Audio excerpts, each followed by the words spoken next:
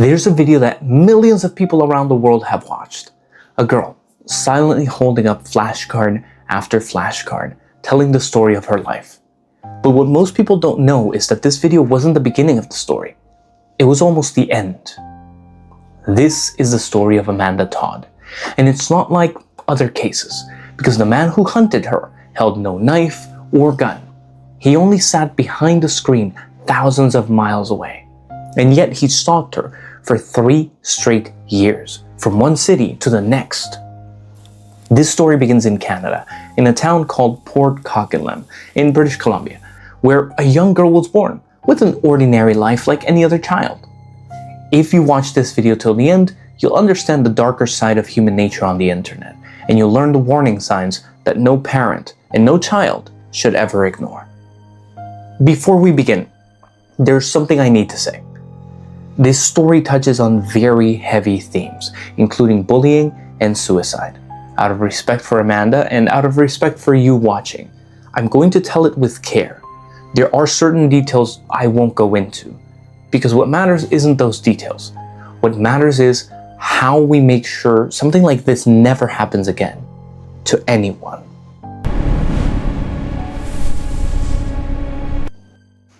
Before she became a name the whole world would know, Amanda was just a girl who loved to sing. And all she wanted was for someone to listen. Amanda Todd was born in Port Coquitlam, British Columbia. Her parents divorced when she was young, so she grew up mostly with her mother.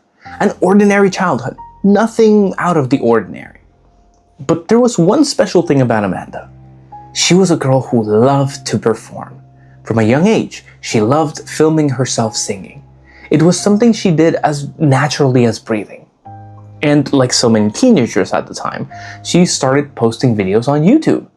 Covers of songs, little moments of her singing, nothing polished, nothing staged, just a wish to share.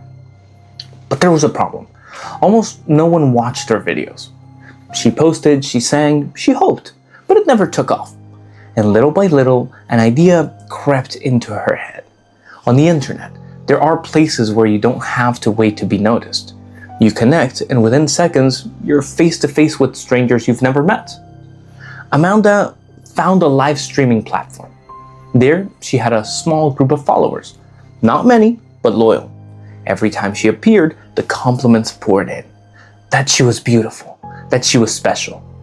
In real life, Amanda was a rather quiet girl, the kind of person who goes unnoticed. But online, everything was reversed. There she existed. There, people looked at her and valued her. And that was exactly the trap. Because a child starving for validation is the perfect target for those who know how to exploit it. At first, it was just compliments. Then, little by little, the tone shifted. And the 12-year-old girl had no idea where she was being pushed. In the beginning, her followers asked her normal questions about her life, her interests, her videos. But gradually, the content drifted. They stopped talking about her singing. They started talking about her body. And they asked her to show it. Amanda read those messages, and she refused. She was firm. For a while, it stopped. Then someone brought it up again, more subtly. Another joined in, just a little. No one will know. It's just between us. There's something that needs to be made very clear here. On platforms like these, there are many predators. Those messages almost certainly did not come from people Amanda's age. They came from grown men targeting a child, and that makes all of it far darker. And in the mind of a 12-year-old, that pressure slowly wore her down. One evening, alone in her room, door closed, Amanda did something. An impulsive moment lasting only a few seconds on the live stream. She thought no one knew her, that no one would ever find out. But among the people watching, there was one who had been waiting exactly for that moment. And he recorded all of it. From that moment on, everything in Amanda's life began to change. She just had no idea yet. The man who recorded that moment was not acting alone. He was part of a whole network, an underworld most people don't even know exists. The man who saved Amanda's image was not just a casual viewer. He belonged to a community of people who hunt for prey on live streams. The way they operate is always the same. They lurk on live streams, they watch, they talk, they build trust. And the goal is always one thing: to pressure the person on the other side into doing something that can later be used against them. Once they get it, they record it and turn it into something to show off. There was an entire channel dedicated to doing just that. It published videos every week displaying what its members had collected, as if they were trophies. And here's the most chilling part. The younger the victim, the more humiliated, the more excited that crowd became.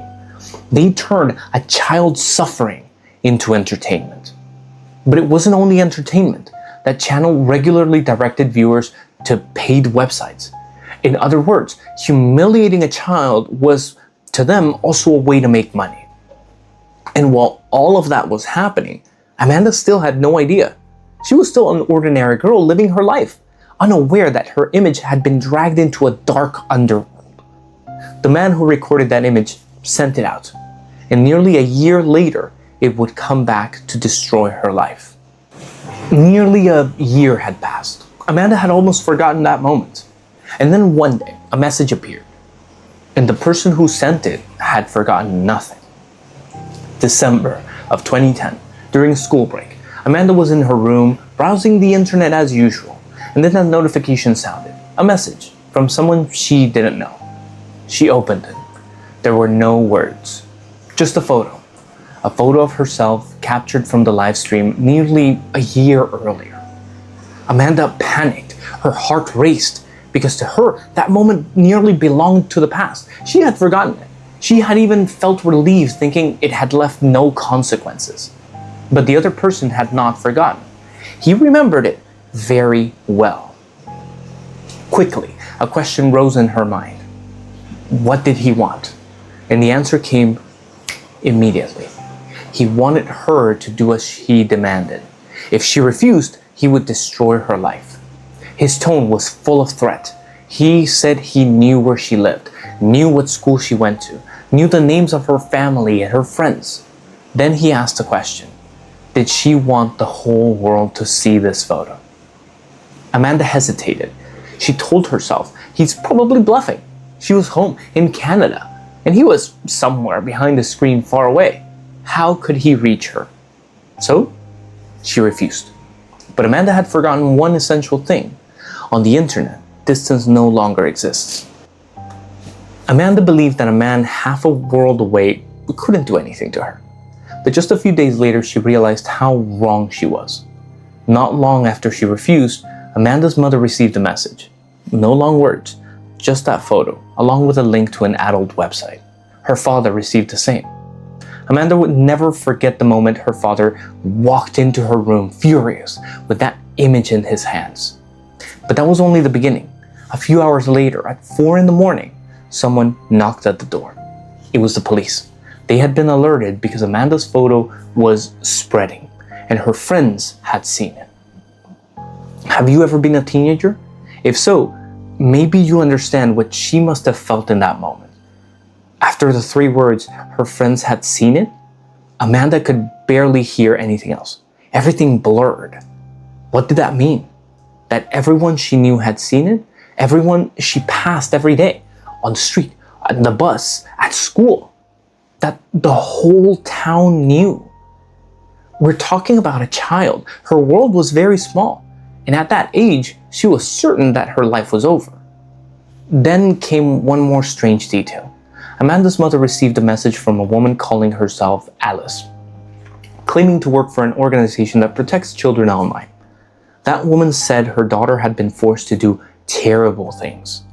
When her mother asked for proof, the person deflected, only saying that an investigation was already underway. A very strange conversation. It would be a long time before anyone understood who that woman named Alice really was. The break ended, and Amanda went back to school, believing that very few people had seen the photo. She was wrong. The first days seemed normal, but gradually, as she walked the hallways, she felt everyone's eyes on her. She heard the snickering laughter. Then the first insult slipped out, and someone asked her almost casually whether she did that kind of thing often. In that moment, Amanda understood. The whole school had seen her photo. And something changed forever. She was no longer Amanda. She became the girl in the photo. She became the emotional punching bag of the entire school. The bullying became relentless. Amanda was targeted every day, every hour. A jeer, a look of contempt, an insult. All of it piling up, one on top of the another. Little by little, she withdrew. She began having panic attacks. School became her own personal hell. But it didn't stop there, because online, that channel dedicated to humiliation would not let her go. They kept talking about her, turning her into a character to be mocked. Meanwhile, a desperate mother was searching for a way to save her child. But she was about to discover that the system that should have protected Amanda could do almost nothing.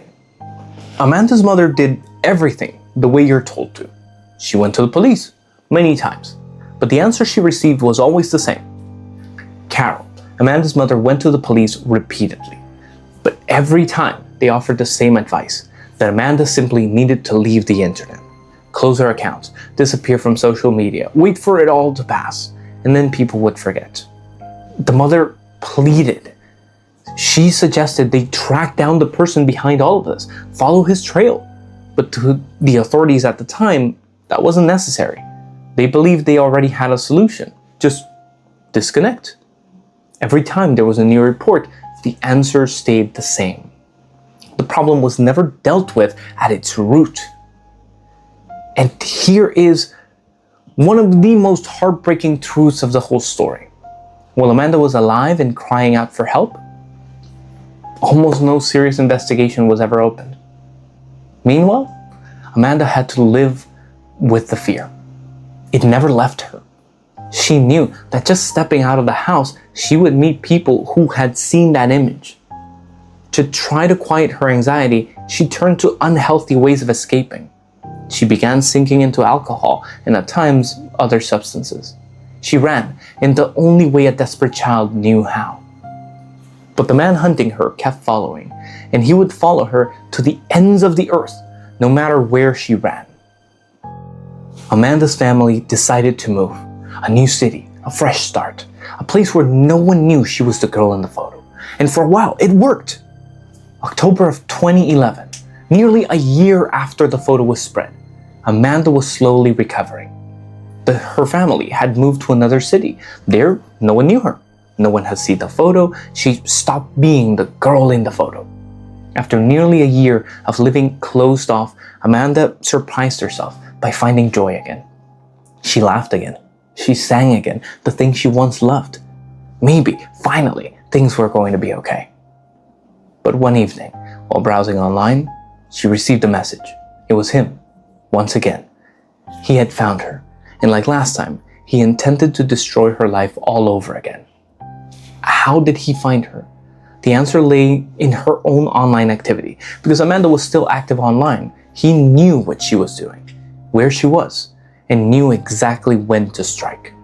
Then a new profile appeared, a new name, pretending to be a student about to transfer to her school.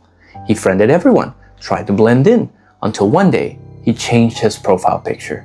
It was Amanda's photo.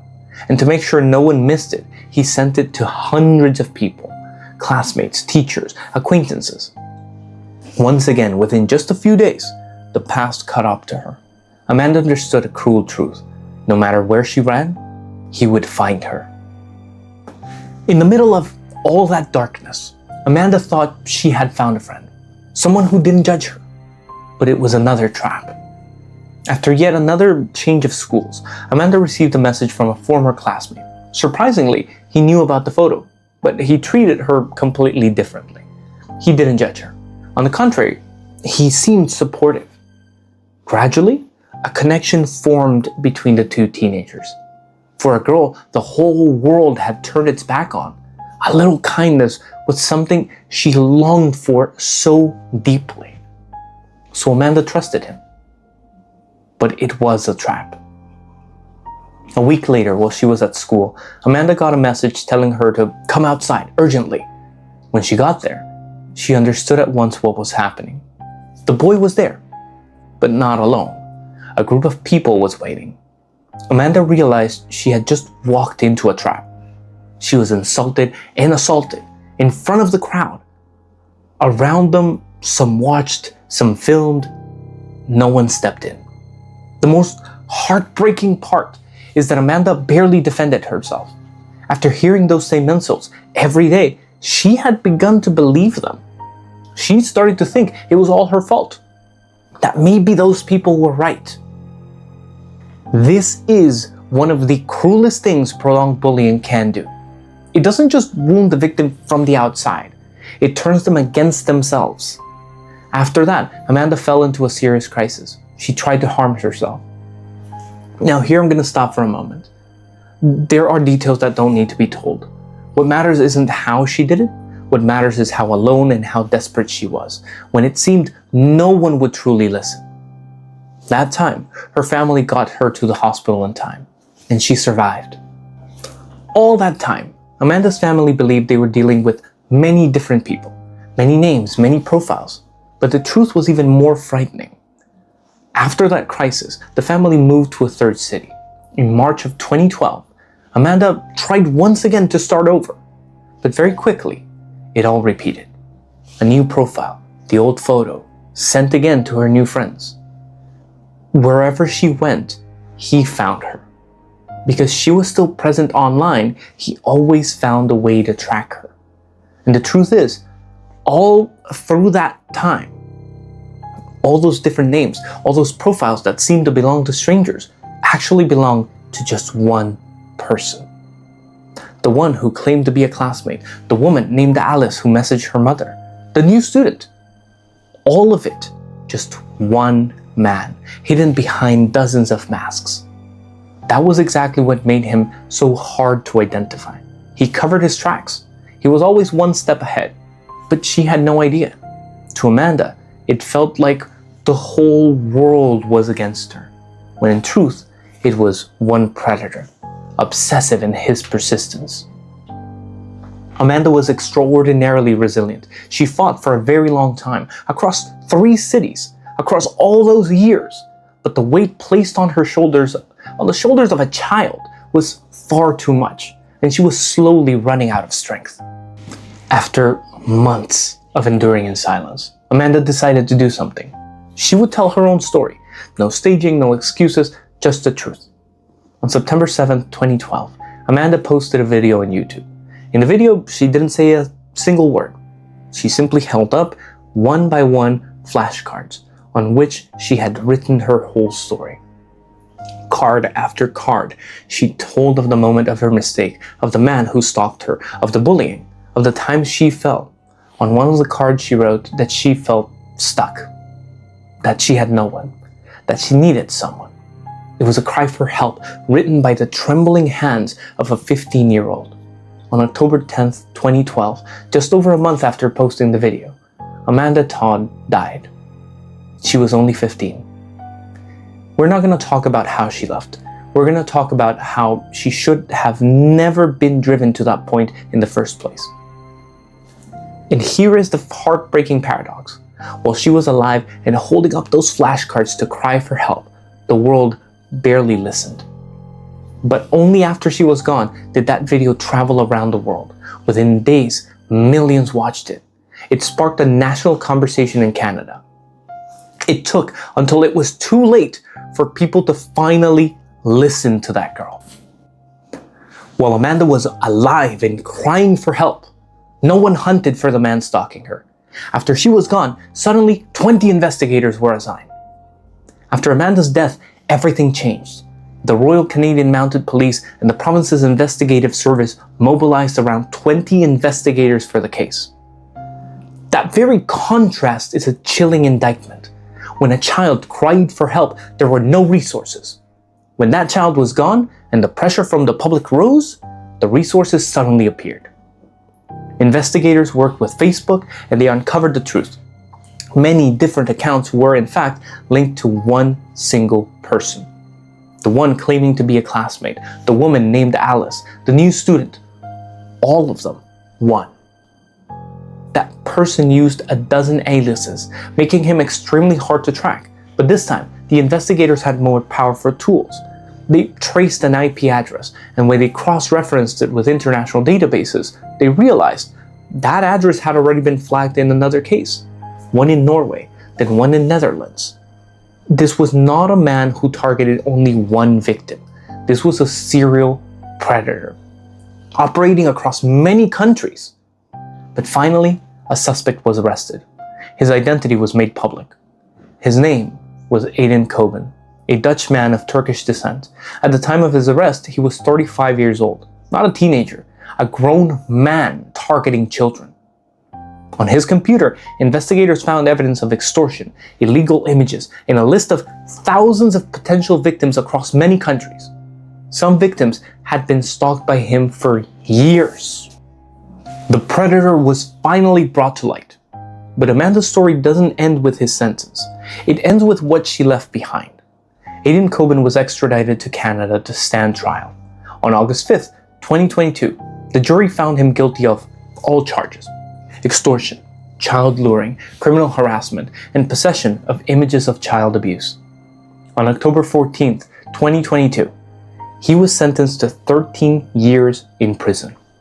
The judge even added a year beyond what the prosecution sought, citing the sophistication of the scheme, the widespread distribution of Amanda's images, and the fact that he showed not a shred of remorse. The judge also made one thing very clear, that while his conduct could not be considered the single dominating factor in Amanda's death, it caused profound harm, contributing to what she had suffered.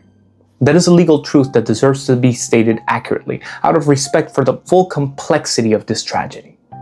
But don't let the perpetrator's name be what you remember the most about this story. Remember Amanda Todd, a girl who loved to sing, a girl who only wanted to be heard. Her story changed the law. British Columbia, the province where she lived, passed a law classifying cyberbullying as a form of illegal harassment. The province introduced anti-bullying programs in schools. And her mother, Carol, chose to turn her pain into something greater. She founded a charity in her daughter's name to raise awareness about the mental health of young people and about online sextortion. On one of her flashcards, Amanda had written that she felt alone, that she needed someone. Today, she has become a voice for all the children whose cries for help are stifled. The cards she wrote in her small room are still speaking, and they are still saving lives. Her name was Amanda Todd, and she will not be forgotten.